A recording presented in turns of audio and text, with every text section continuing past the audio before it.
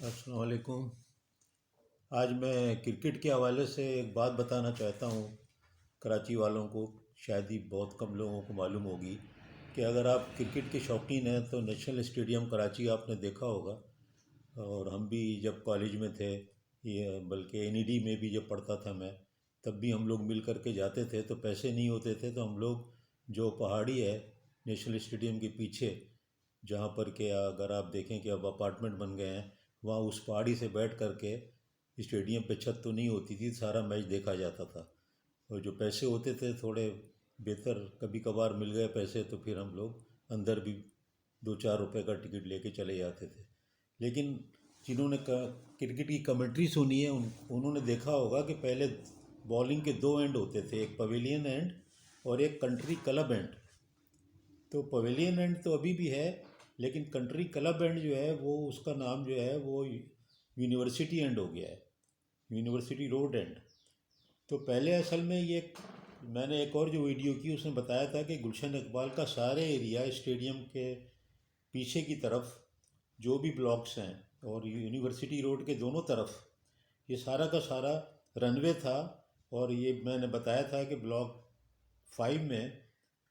Arrow club کا hanger تھا، جہاں سے چھوٹے چھوٹے جہاز، پیلے پیلے جہاز ہوتے تھے، وہ اڑتے تھے، ان پہ ٹریننگ دی جاتی تھی اور وہاں پر پیسے دے کر کے سیر بھی کرائی جاتی تھی کہ لوگ کراچی کی سیر کریں۔ اتنا ڈیولپڈ تھا کراچی اس وقت۔ اور اس پورے ایریے کو اسی لیے کنٹری کلب کا نام دیا گیا تھا۔ تو جب اس زمانے بالنگ ہوتی تھی تو اگر آپ پرانی کمنٹری سنیں، جبکہ بہت ہی نامی گرامی ہمارے کھلاڑی کھیلا کرتے تھے، حنیف محمد، مشتاق محمد، امتیاز احمد اور کاردار اور دوسرے جو بھی لوگ تھے پاکستان بننے کے بعد جو بڑے بڑے کھلاڑی تھے، تو اس وقت کی اگر آپ کمنٹری دیکھیں تو 2 اینڈ سے بالنگ کرائی جا رہی ہے، ایک پویلین اینڈ اور ایک کنٹری کلب اینڈ۔ تو میں نے مناسب سمجھا کہ لوگوں کو بتایا جائے کہ بھئی یہ کنٹری کلب اینڈ کیا ہے، کیونکہ کنٹری کلب اینڈ تو جہاں پر کوئی کلب ہوگا، تو یہ جو کنٹری کلب تھا یہ اصل میں یہی ایرو کلب ہے جو کہ کنٹری کلب تھا، انگریزوں کے زمانے سے بنایا ہوا۔ اور اس وقت اس کا اسی لیے اس طرف سے جو بالنگ کی جاتی تھی، جس کو اب یونیورسٹی اینڈ کہتے ہیں، وہ کنٹری کلب اینڈ کہلاتا تھا۔ تو یہ ایک بہت بظاہر تو معمولی بات ہے، لیکن تاریخی حساب سے اگر آپ دیکھیں تو اس کے پیچھے ایک پوری تاریخ ہے کہ پورا گلشن اقبال حسن اسکوائر سے لے کے نیپت تک دونوں طرف رن وے تھا، اور بلاک 5 میں ہم ایرو کلب تھا، اور جہاں سے ٹریننگ دی جاتی تھی۔ ایرو کلب اب کراچی ایئرپورٹ پہ شفٹ ہو گیا ہے اور وہاں سے جہاز پہ ٹریننگ دی جاتی ہے۔ تو میں نے مناسب سمجھا کہ یہ بتایا جائے کہ کنٹری کلب اینڈ کیا ہے کرکٹ کے حوالے سے۔ جو لوگ کرکٹ کے بہت شوقین ہیں ان میں بھی بہت سے لوگوں کو نہیں پتہ ہوگا کہ یہ کنٹری کلب اینڈ کیا ہوتا تھا، اور کنٹری کلب اگر پتہ بھی ہے تو کنٹری کلب اینڈ نام کیا ہے یہ۔ تو کنٹری کلب اینڈ جو نام ہے وہ اصل میں یہ ہے کہ جو نیشنل اسٹیڈیم کے پیچھے کی طرف جہاں پر پہاڑی ہے، جہاں سے میچ ہم لوگ بچپن میں جا کے مفت میں دیکھا کرتے تھے، چھت نہیں ہوتی تھی، بہت سے لوگوں نے دیکھا ہوگا، ہزاروں لاکھوں لوگوں نے دیکھا ہوگا ان پہاڑیوں پہ بیٹھ کے میچ، جو کہ اندر نہیں جا سکتے تھے، پیسے ہوں تو بھی نہیں جاتے تھے، کہ جب نظر آ رہا ہے باہر سے تو ضرورت کیا ہے۔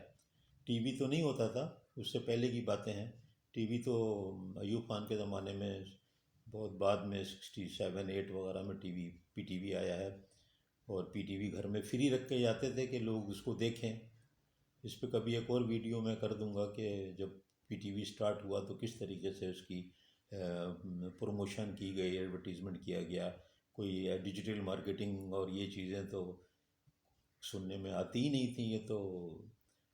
آئرن کلیڈ دور کی باتیں لگ رہی ہوں گی آپ لوگوں کو، کہ پتھر کے زمانے میں کراچی ڈیولپڈ اتنا زیادہ تھا، اور اب جب زمانہ ایڈوانس آیا تو کراچی پتھر کا زمانہ بن چکا ہے۔ تو یہ کنٹری کلب اینڈ کی یہ اسٹوری ہے۔ اگلے ویڈیو میں کچھ اور چیزیں کور کروں گا کہ یہ فیڈرل ایریا کیا ہوتا ہے، فیڈرل بی ایریا سب نے سنا ہے، فیڈرل ایریا کیا ہوتا ہے، میٹھر در کھارا در کیا ہوتا ہے، اور ایسی بہت سی چیزیں ہیں جو کہ نہیں ہیں، ان کا نام